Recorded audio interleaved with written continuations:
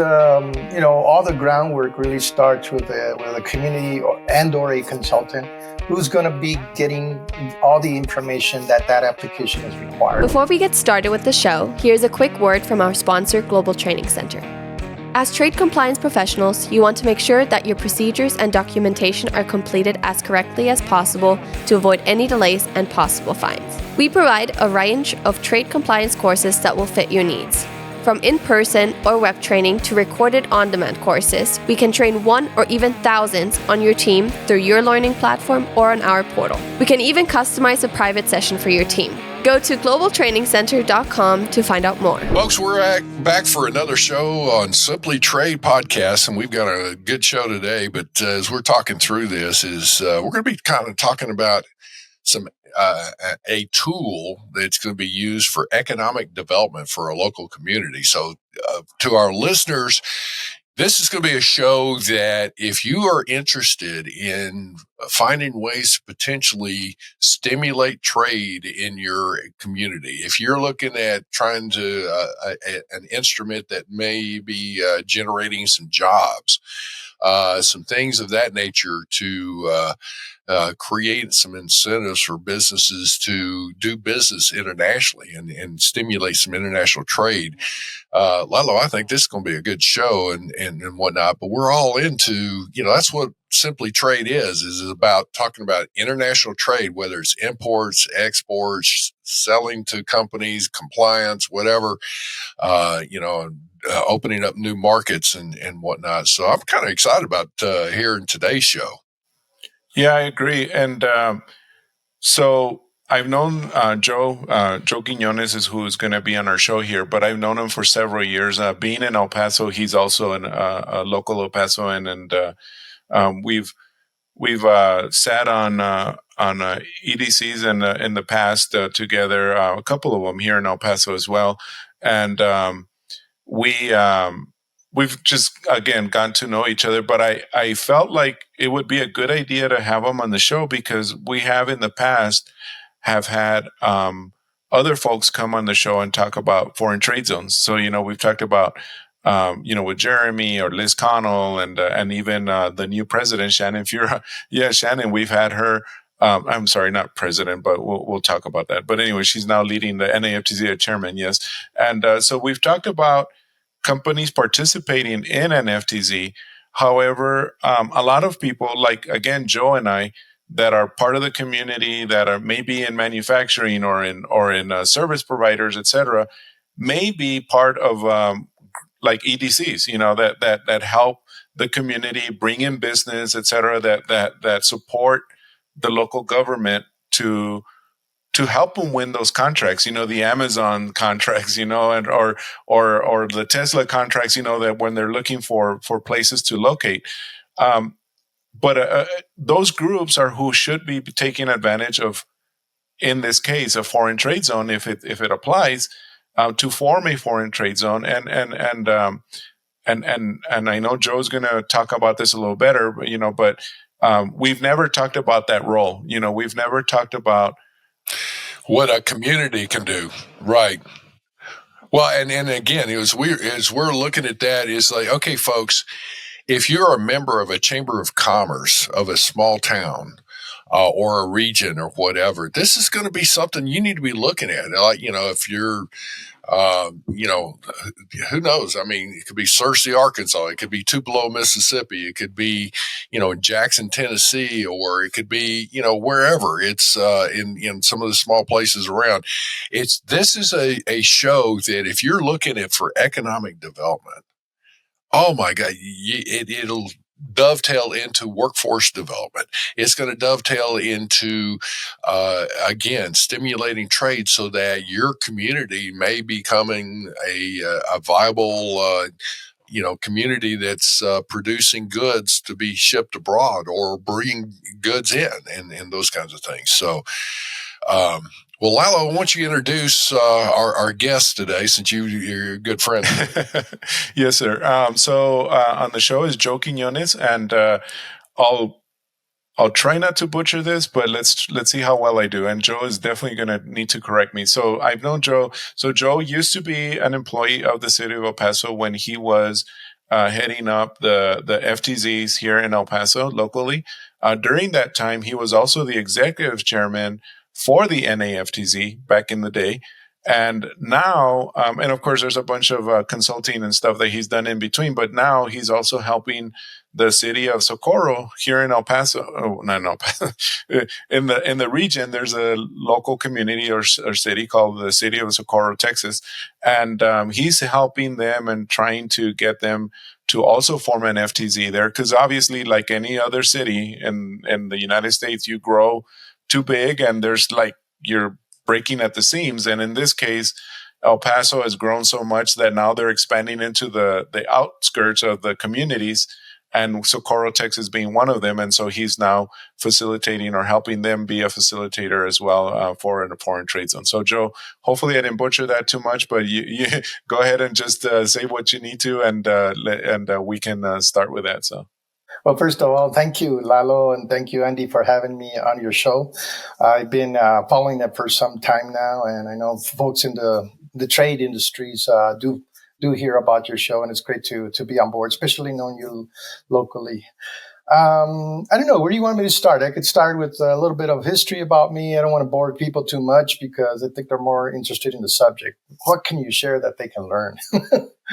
No, that would be good. I mean, just so we can get a foundation as to why we're even talking about this topic. Because, I mean, if anybody, I mean, you definitely have that experience, Joe. You have that experience of forming and working and maintaining the foreign trade zones on the city or, the government level, so that should help put a foundation to this.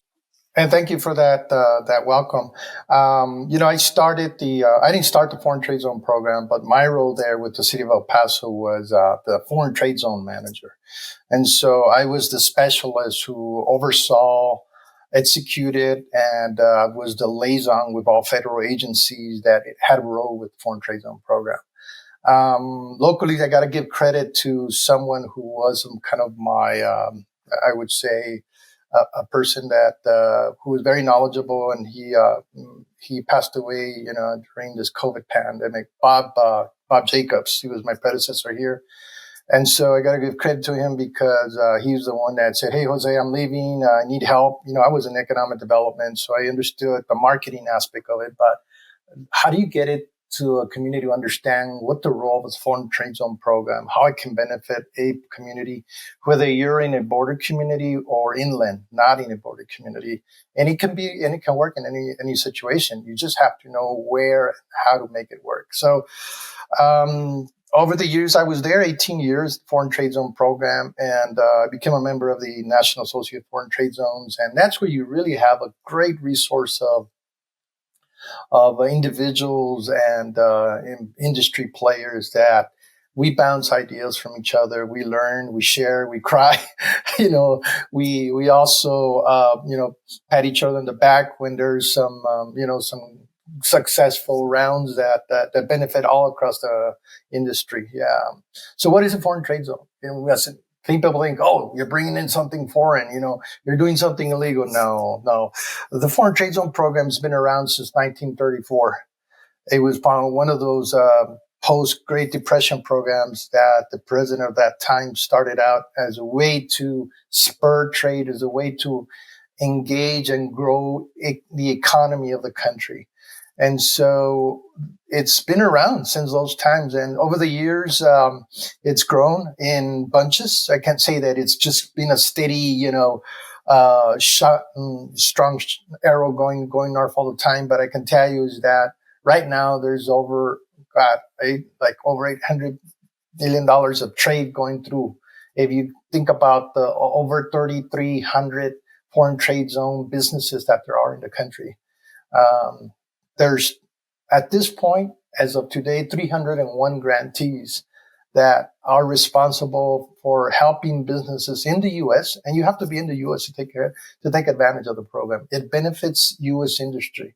They have to be physically here in the U.S. It does not necessarily at all really benefit a foreign investor because they're not taking advantage of the program. And what it is it creates jobs. It creates investment in your community. Those are the two big sellers when I talk to folks about why is this important to my community. It creates jobs. It creates investment in your community, and the investment might be there already. Sometimes you have an international company and they realize they just happen to land a major contract and they need to export. And guess what? Some of the goods that they're bringing in, some of the maybe the sub materials or sub-assembled goods that are bringing in are dutiable. And they are like, why do we have to pay duties coming in and going out?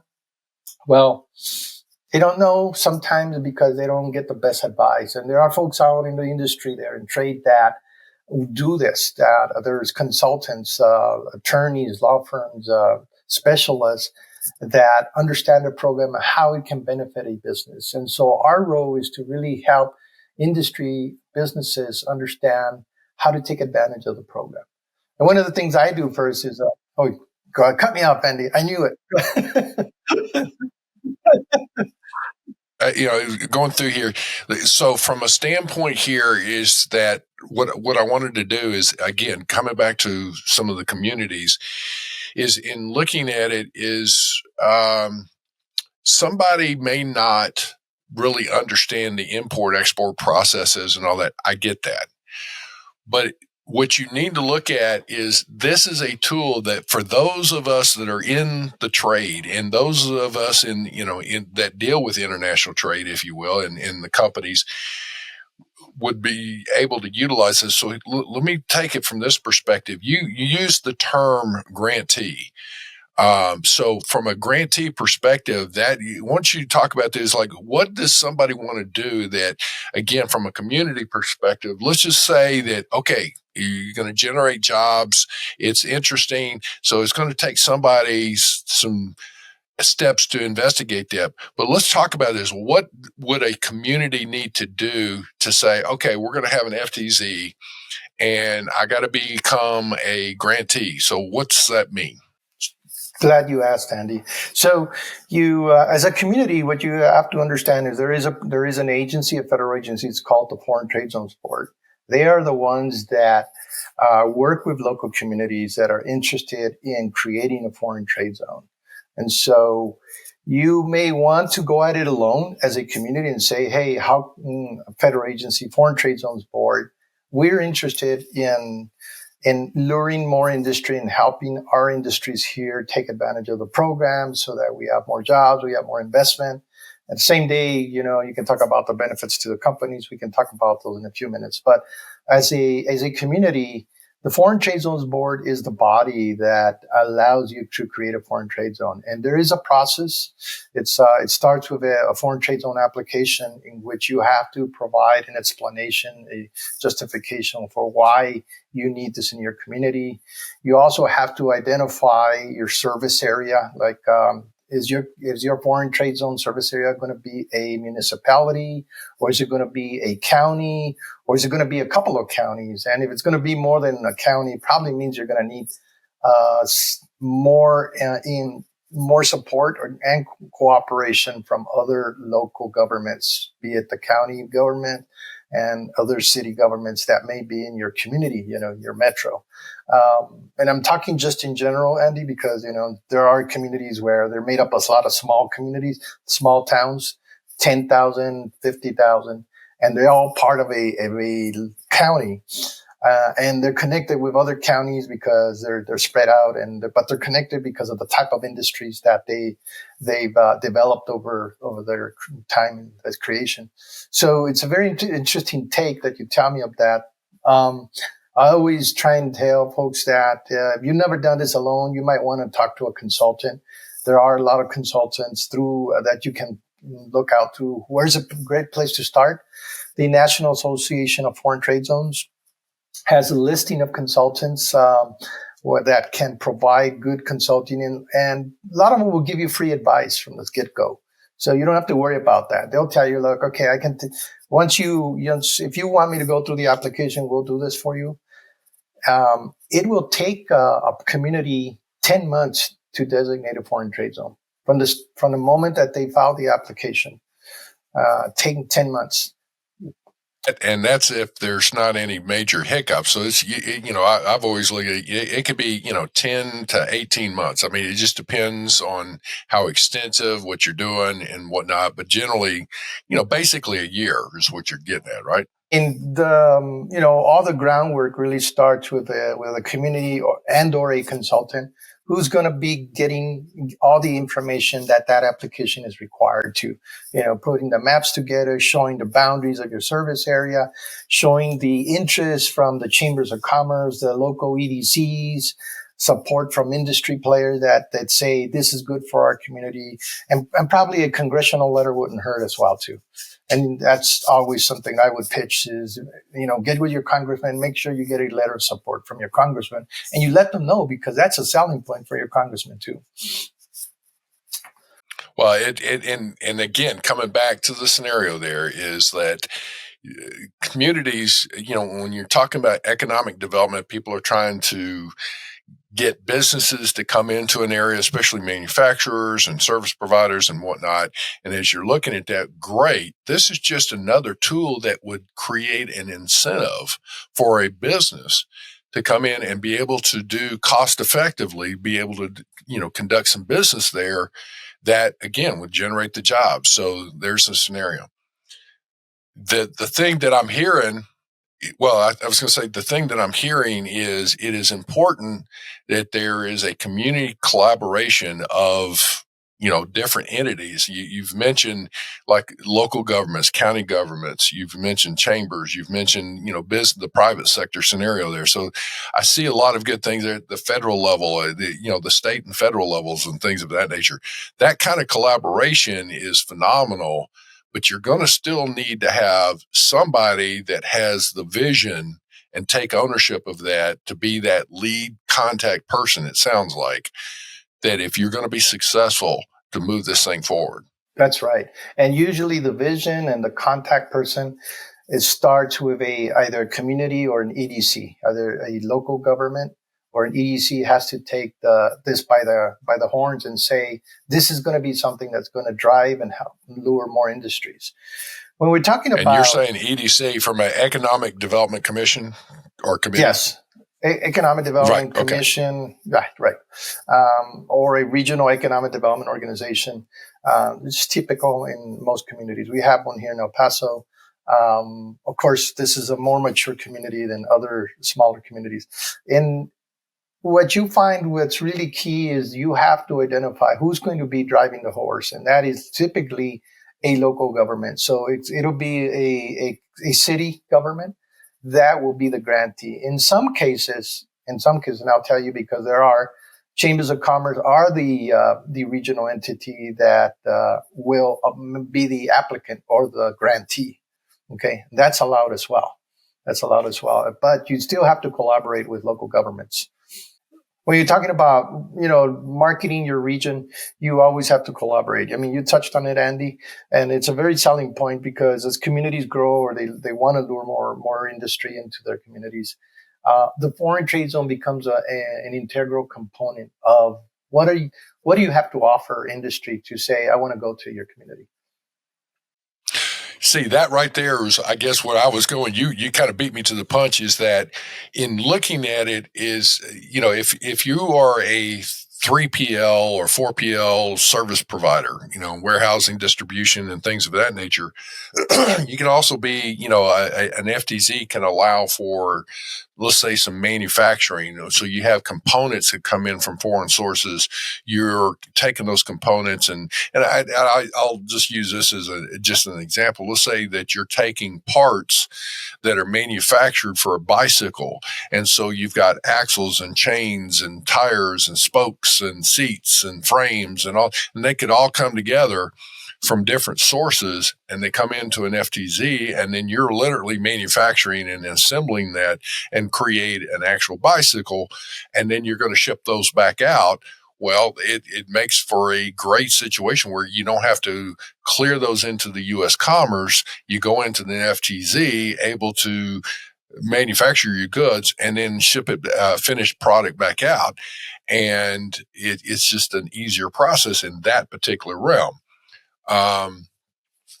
You nailed it nicely, Andy. I was going to talk about that, but you really put it out there really nicely. And I got to tell you is that, when you're talking manufacturing, you also, as a manufacturer in a foreign trade zone, derive the benefit of inverted tariffs. And what that means is that you're able to use the zone to obtain the lower duty rate that benefits you as a manufacturer in the U.S. more. And so if your foreign inputs have a higher duty rate, say 10, 12%, and your finished good is a lower duty rate, then you're going to take advantage of that and only apply the finished good rate. So there's a big savings there when you're manufacturing. And that's why it's such an... And that's the good thing is, so folks, all right. So again, if you're not used to international trade in this, so let me recap that a little bit. Cause Joe, I'm dumb as a box of rocks. I got to keep it simple here. All right. So let me make sure I understood what you say, but let's just say that, a frame for a bicycle. Again, we're going to stick with that for right now. It's a good, people can identify with that. So, say a frame that is manufactured, I don't know, let's say in Italy or wherever, and it comes in and the duty rate on that, let's just say is 12%, some high, and that's a high duty rate, whatever. But when you assemble a bicycle, the bicycle itself, a finished product, may only have a 3% duty rate. And so you have the finished products. And so let's say that of all the bicycles, let's say you manufacture 1,000 bicycles. And of those 1,000 bicycles, you got parts that come in and whatever. Now you are selling half of those bicycles to other countries around the world. Great. So they can be exported and all that. But the other half are going to be sold in the U.S. So now you're going to tender an entry for those bicycles into the U.S. at a lower duty rate than doing the frames and doing it all domestically. So that would wind up saving you a significant amount of money. Is that a good recap with that? You did a nice recap there. You're really dropping some major dollars there. And so, yes, your finished good rate, in this case, the scenario that you gave would be 3% compared to an average of 12% in this scenario. It's a substantial savings, so why wouldn't a manufacturer? And as a matter of fact, I'm glad you used that example because there are some bicycle manufacturers in the U.S. here that have that particular situation where they import a lot of product components that are used in the manufacturing of the bicycle, and when they export it, there's no duties to pay. Great, but when they import it for their domestic dealers, then at that point you pay the lower duty rate.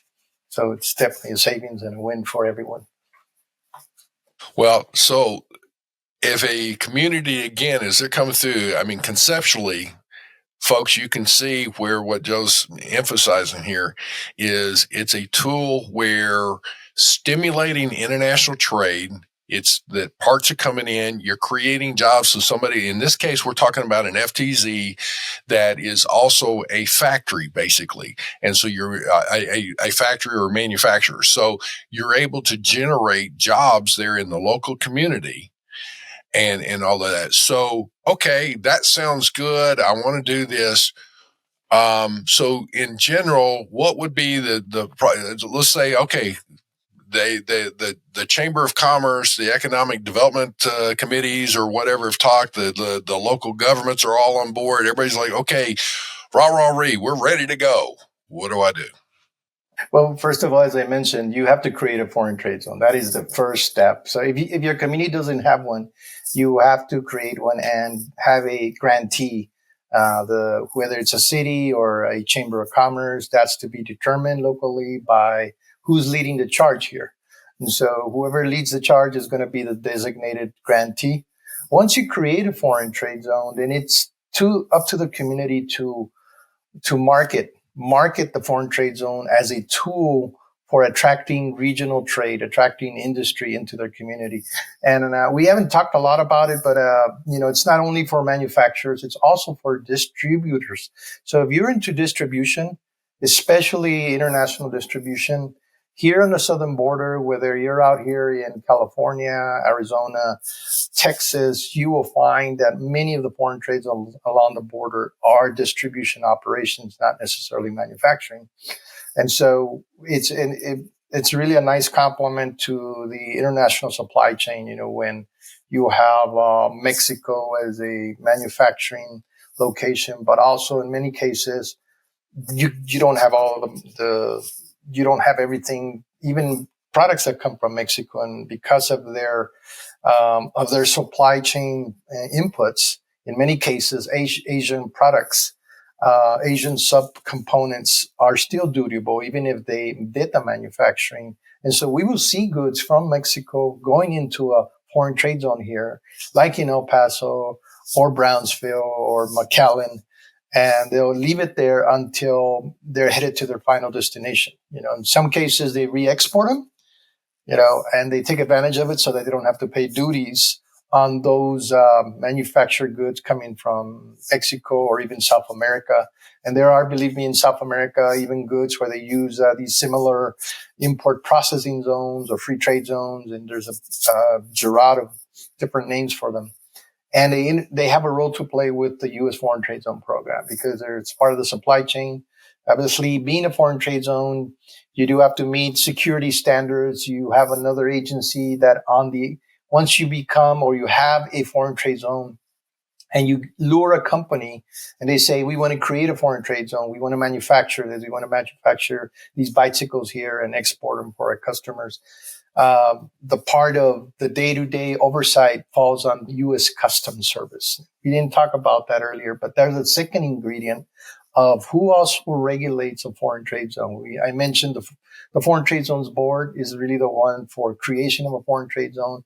And when you apply, you grow a foreign trade zone or you want to deactivate, you still have to go manage with the Foreign Trade Zone program. But on a local scale, you have to deal with U.S. Customs. They are the federal agencies that will oversee your foreign trade zone. What that means typically is they might come out here a couple of times a year, especially at the beginning. They are the authority to allow you to activate. And once you are activated, that's the second part. We talked about application. Now we're in the activation process, and that is totally with U.S. Customs. Once you obtain activation, you are authorized to conduct foreign trade zone business here in your site, in your plant or your warehouse. And I can tell you that the activation process is also one that's pretty lengthy. It takes some time because you have to ensure that your procedures comply with U.S. Customs security standards. You have to have a procedures manual. You have to go through a background vetting process to ensure that your key employees as well as your employees don't have a negative criminal record that could tend to have a negative effect upon an operation. And so folks that work in a foreign trade zone are subject to background checks, just so you know that. And they do it behind the scene. They'll just ask you for all this information while you go through the activation process. All that's going on. It can be done, very synchronously so that it doesn't take a tremendous amount of effort if you have a consultant that can help you do that activation process.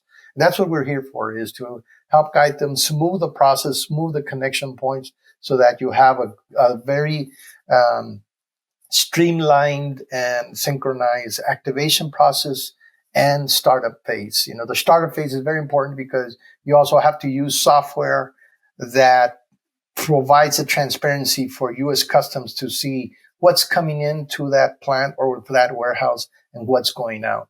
And it has to be transferable on that. What that means is they're able to see in terms of units, in terms of the cargo, the value, the HTS of everything that goes in a foreign trade zone. It's very interesting, very detailed. There are folks that do that for a living as far as provide FTZ software. And that would be another conversation for us to have. Well, and the scenario there is, again, the emphasis here. Folks, there are experts in the industry. Excuse me. It's that time of year. I guess I'm getting choked up. I'm sorry.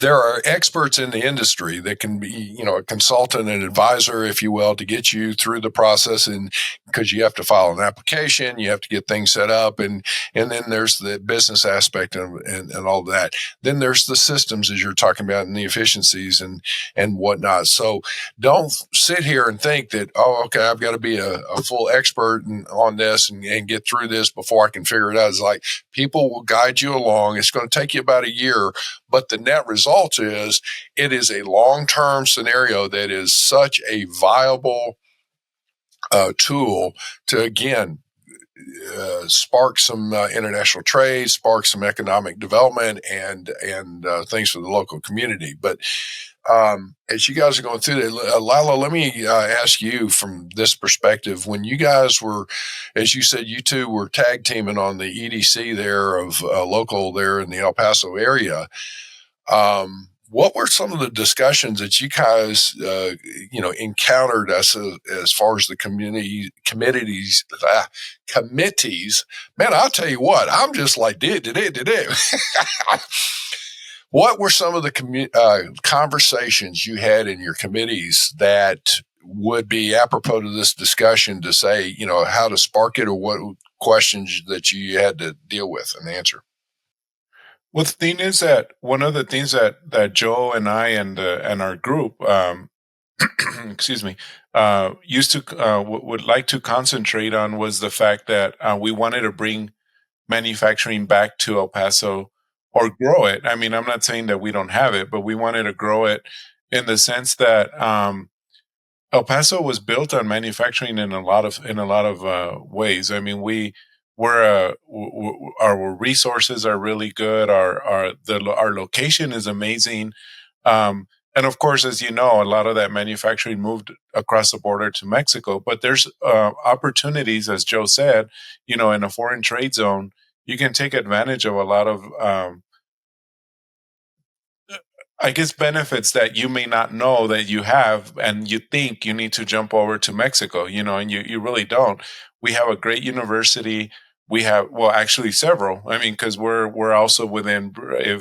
If for those of you that don't know, El Paso is like bordering on New Mexico. So there's a New Mexico State University, and of course we're bordering Mexico, and Mexico within an earshot here. There's also great universities in the Mexican side, the Mexico, the Monterrey Tecnológico de Monterrey. I'm just going to say it in Spanish. Sorry. It's a lot easier. So anyway, the Tecnológico de Monterrey is there. There's also other great business schools and stuff. And so the resources and the knowledge that we can get here is amazing. And we wanted to bring that awareness to the community and to the city more, the politicians, to try and get manufacturing into El Paso rather than concentrating on those things like,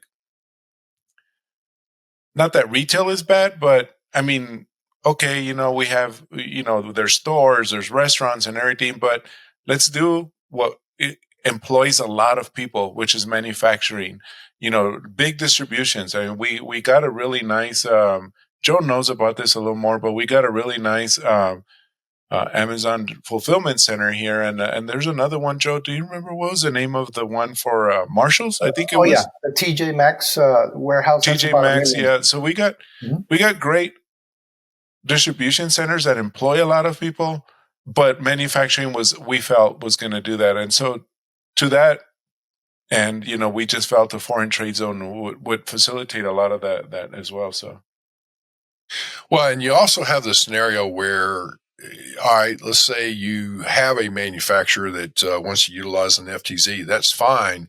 But then those finished goods can move to another part of the FTZ that becomes your distribution center as well. So it's like 2-in-1 scenario there as well, which works, again, really well. But,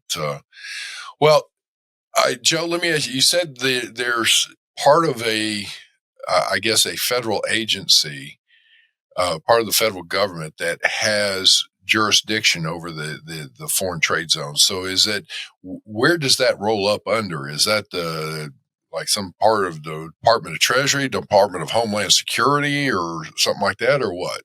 So we've been talking mostly about the Foreign Trade Zone Board, and they're an agency under the International Trade Administration, which is kind of like a subdivision or subsector of the Department of Commerce. Okay, so the Department of Commerce is the one where you will find the ITA, and then ITA is the repository of the Foreign Trade Zones Board agency. It's a very small agency hidden in Washington, D.C. I think it's only got like nine staffers that oversee all the foreign trade zones across the country. But it's their job to ensure that any application for manufacturing, and by the way, when you do manufacturing, you have to submit an application for any company that wants to do manufacturing. And it goes through a rigorous process. They coordinate with the Department of Homeland Security. Security. Andy, you're sticking me with something here. It might be your allergy. And Department of Treasury. So those are two agencies, Department of Treasury, in which any project going forth, whether it's for the creation of foreign trade zone or for production activity, is at an agency level, very much reviewed carefully. Once it goes past the Foreign Trade Zones Board, then at a local level, the U.S. Customs Service, which is under Department of Homeland Security, is the agency that on a day-to-day basis will coordinate with other agencies that have a import role, okay? Because there are products, there are things that we can import into the U.S., but they may be restricted when it comes to a foreign trade zone, or they may be even prohibited from coming into a foreign trade zone, depending on what the commodity is, such as gold. You can't import gold from another country and put it in a foreign trade zone. And there's things like that require more regulation or oversight by other agencies, be it Department of Agriculture or the Food and Drug Administration, the alcohol, tobacco, firearms agencies. Those are agencies that get very scrutinized on what you import if your product is subject to their federal regulations. Mm-hmm. Well, as that is moving through the process, one of the other things that comes into play, I see it as, again, if you're a company that is interested in your community establishing an FTZ, one of the other key benefits that we haven't really touched on from a company perspective is cash flow management. So if you're a CFO, a comptroller, in our finance area of a company, and you are looking at selling goods internationally, and you're bringing in things in a bulk. I mean, here's another thing. You talked about the distribution scenario there. An FTZ is a good option for if you're bringing in, let's say, 10,000 widgets and you're going to sell 8,000 of those into the U.S., great. The other 2,000 can go straight from the FTZ to the foreign, markets. And it's more cost effective. You don't have to clear everything into the commerce initially and then do a duty drawback, which the duty drawback it's appropriate. It's another tool in there. That's another angle on some things to look at. But from an FTZ, I will just say that, you can really help manage your cash flow better with the use of an FTZ, but you got to have an FTZ in your community to be able to utilize that. So that's, again, another one of those where if you're a company that's looking at or doing business internationally, and you might want to look at using an FTZ, then you're going to need to work, again, to get one established. So again, it's a community effort that comes into play there, I think is so paramount. Right. And one of the things, it's very important that you really understand the benefits. I mean, you can look up the NAFTZ. They have a website that talks all about benefits and they cover it pretty well.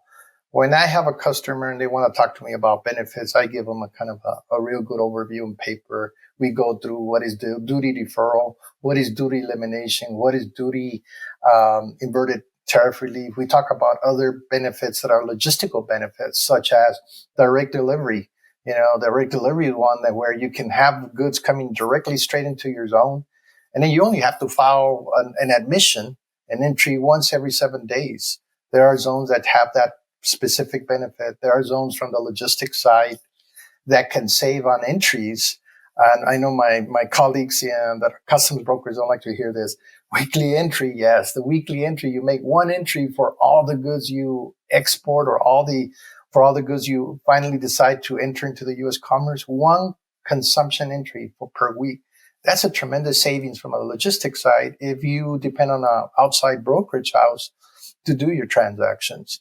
And we work with brokers of all types over the years. We don't try and discourage them to change brokers. We try and educate them. When I was the foreign trade zone manager, we offered FTZ training for brokers. And that was one thing, was to give them insight on how they could manage and improve their services with a U.S. foreign trade zone. So they looked at it, and I think that's what gained support there in El Paso, why it's such a big program and a big success.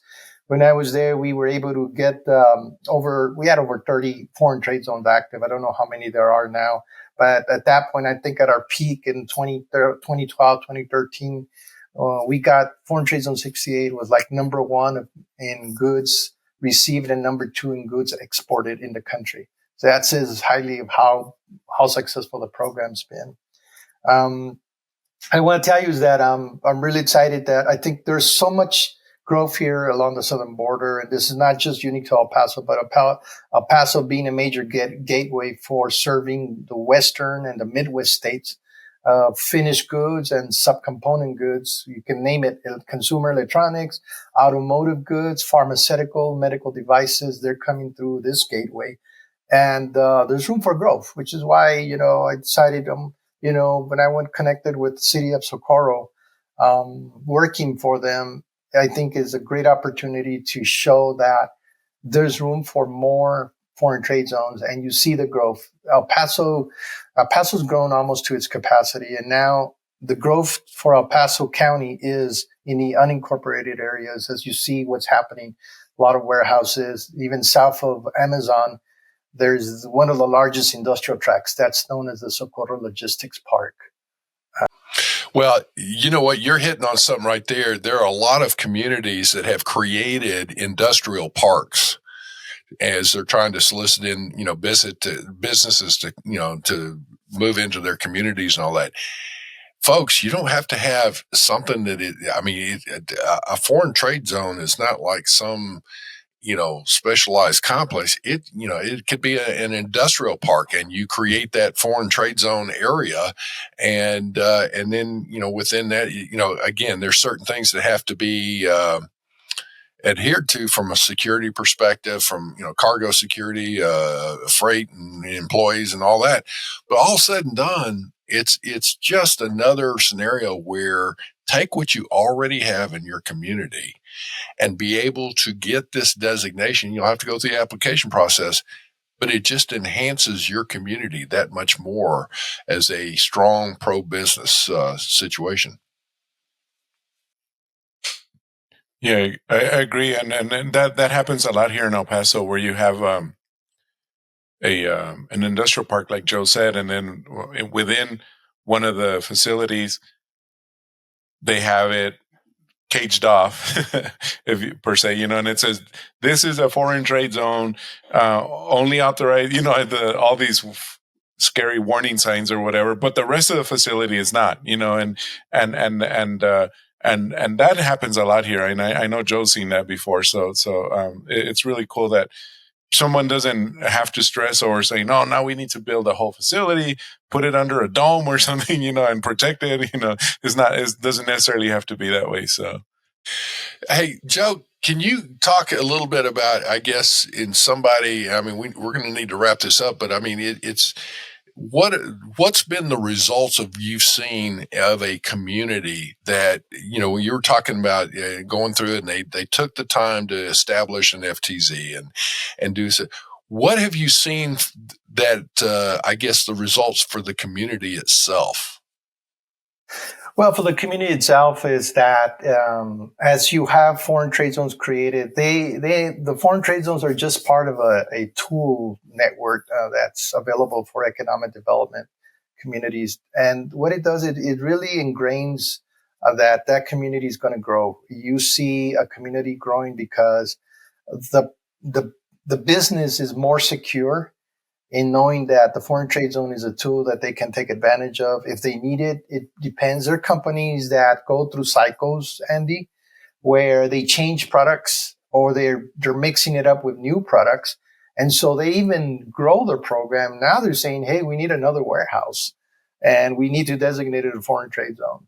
And so we see the growth. We see more opportunities in terms of jobs, and we see how as there's a more need for more foreign trade zones, people in that industry become more specialized. They become specialized in inventory control.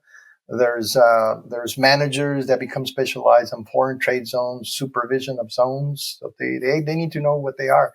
But there's training out there. You know, people like myself, like Global Training Institute, and other resources that are out there that are places that are there to help folks that need to be trained in a community. Don't let that be a discouragement, you know, in a community. So the foreign trade zone is there to be a grower of your community if you want it to grow for you. You just need to look for the help. It's out there. In terms of investment, I see that it is, you will see more investment because the community, the business feels that there's support from the community and they're willing to take a shot at growing. So before you know it, that manufacturer or that distributor is looking for more space to grow.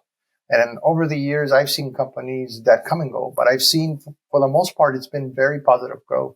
When they started with a warehouse that was only 30,000 square feet, now they're occupying warehouse space of over 100,000 square feet. And these are companies that started maybe 5, 10, 20 years ago and have been major players here in El Paso. I've seen that in other parts of the country, but whether you're in Dallas or you're in Phoenix, you see the same effect happening. And in smaller communities, you know, Las Cruces, Doña Ana, Santa Teresa is growing with the foreign trade zone program. And what they have going through there is real cool. iPads going north through a foreign trade zone, you know. So definitely bringing jobs to New Mexico. Well, I will say this has been a good discussion. It's one of those things again that, folks, if you're interested in FTZ, I mean, we're going to have some good contact information for Joe, and then there's others. The NAFTZ is a website. Is it naftz.org? Isn't that the? Yep. And so, you know, there's a resource there.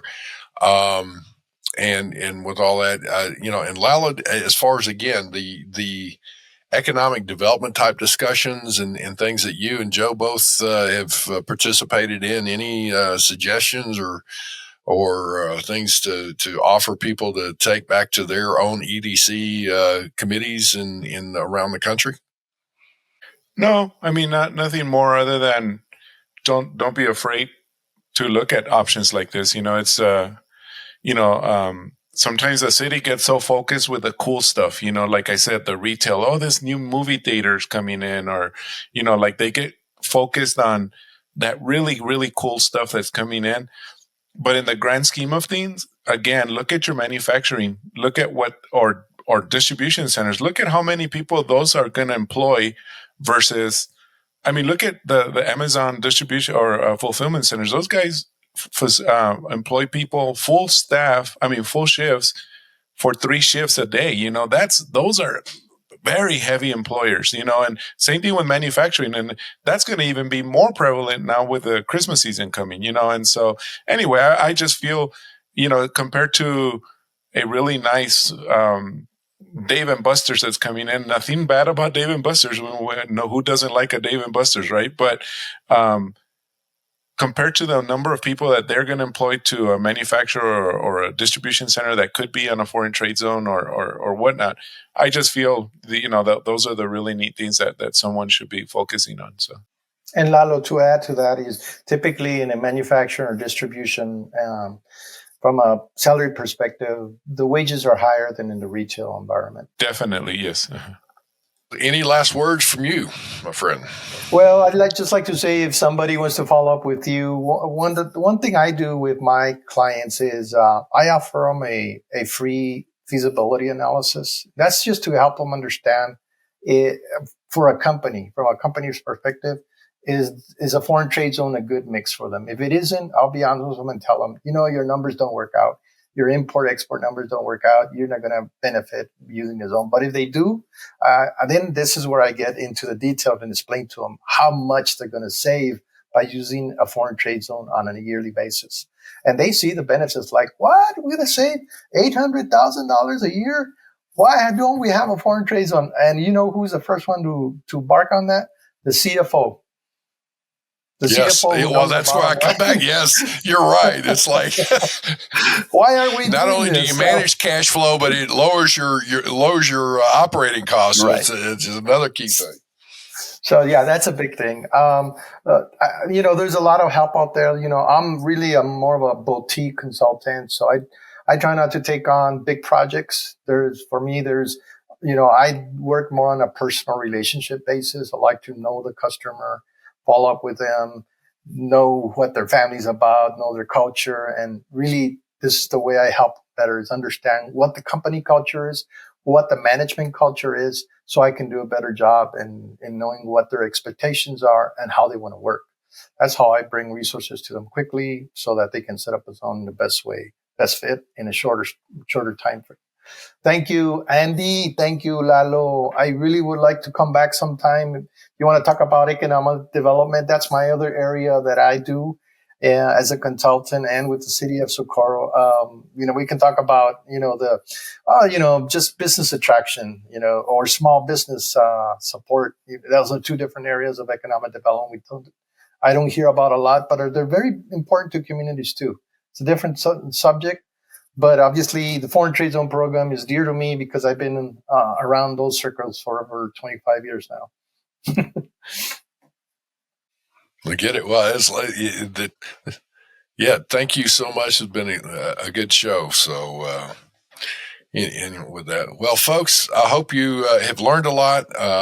Lalo, again, the contact information will be out there. Any information or links, I guess, you'll have posted. Yes, we'll do that, and we'll make sure that Joe is referenced on there as well. So don't. But yes, this was a good episode, and for sure, Joe, we'll have you back. Definitely. Folks, you have a great day, and share this, like it, if you will. We appreciate your listenership and looking at, make comments on LinkedIn, if you would. Good, bad, or indifferent. We want to hear from you, so we appreciate y'all. So with that, y'all have a good day. Thank you very much for joining us. Simply Trade is brought to you by the generous contributions of Global Training Center. You can follow the show and GTC on LinkedIn or Twitter and other social networks. Make sure you check out the show notes in the description for a full rundown of today's show with all the important links. Also, make sure that you share this with a friend and subscribe on your favorite streaming platform. We really like hearing from you. If you enjoyed the show, make sure to rate and review wherever you listen to this podcast. If you or someone you know would like to be a guest in the show or would like to sponsor Simply Trade or suggest any topic you would like for us to discuss, please contact us via email at simplytrade@globaltrainingcenter.com, or you can DM us on Twitter at simplytradepod. Thank you again for the privilege of your time. Happy trading. Simply Trade is not a law firm or an advisor. The topics and discussions conducted by Simply Trade hosts and guests should not be considered and is not intended to substitute legal advice. You should seek appropriate counsel for your own situations. These conversations and information are directed towards listeners in the United States for informational, educational, and entertainment purposes only and should not be substituted for legal advice. No listener or viewer of this podcast should act or refrain from acting on the basis of information on this podcast without first seeking legal advice from counsel. Information on this podcast may not be up to date depending on the time of publishing and the time of viewership. The content of this posting is provided as is. No representations are made that the content is error-free. The views expressed in or through this podcast are those of the individual speakers, not those of their respective employers or Global Training Center as a whole. All liability with respect to actions taken or not taken based on the contents of this podcast are hereby expressly disclaimed.